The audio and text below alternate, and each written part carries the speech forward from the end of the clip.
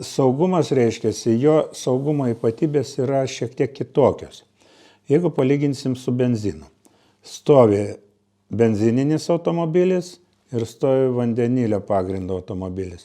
Benzino bakas prakiuro, benzinas išbėgo žemyn. Vandenilio bakas prakiuro, vandenilis šauna aukštyn ir per visas ventiliacijos angas iškeliauja į dausas. Jo paprasčiausiai nebelieka. Tačiau nežiūrint to, kad vandenilis taip elgesi, tačiau tam tikrom sąlygom esant, jis gali sprogti savaime. Taip vadinamas stochastinis mišinys, maždaug 1 dalis deguonies, 8 dalis vandenilio, jisai sprogsta savaime. Kitais atvejais jam reikalingas degimas. Sužadinimas to sprogimo, kokie nors kibirkštys ar taip toliau. Yra diapazonas, kuriame vandenilis visiškai nepavojingas. Jeigu jo koncentracija yra mažesnė negu 4% ore, jis nesprogus. Ir jeigu jo koncentracija yra didesnė negu 75% ore, jis vėlgi nesprogus ir netgi nedegus. Į tokios koncentracijos vandenilį galima įmesti degtuką ir jis užges. Tai va, tačiau visada su vandeniliu dirbant yra reikalaujama papildomų saugos priemonių. Tai vandenilio jutiklis ir signalizacija savotiška. To jėgainiai, kurioje aš turiu, yra tai daroma automatiškai.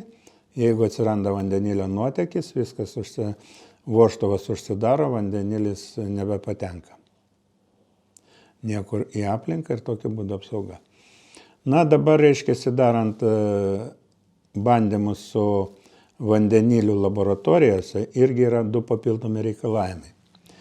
Ventiliacijos anga turi būti aukščiausiame patalpos taške ir kiekvienas eksperimentatorius turi turėti individualų vandenilio jutiklį arba detektorių, kaip sako angliškai. Tam, kad pajausti, kad yra vandenilio nuotėkis. Ir tą nuotėkį tas detektorius pajunta nuo 0,4% koncentracijos. Toks standartinis. Tai yra irgi, kaip ir visur, saugumo reikalavimai dirbant yra privalomi, taip ir su vandeniliu.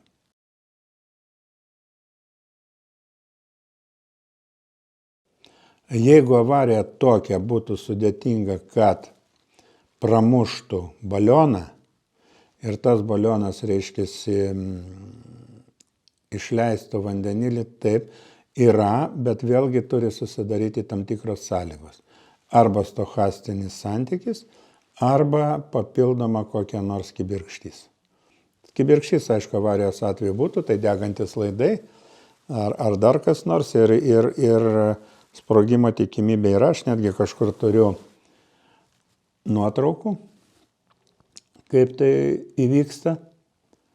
Ir viena nuotrauka yra natūrali iš Jerevano. Ten buvo demonstruojamas vandenilinis elektromobilis, tačiau demonstruotojai buvo neprofesionalūs. Netaip technologiškai viską pajungė, neapsiėmė saugos priemonių ir tas automobilis sprogo. Ne automobilis, o vandenilis. Ir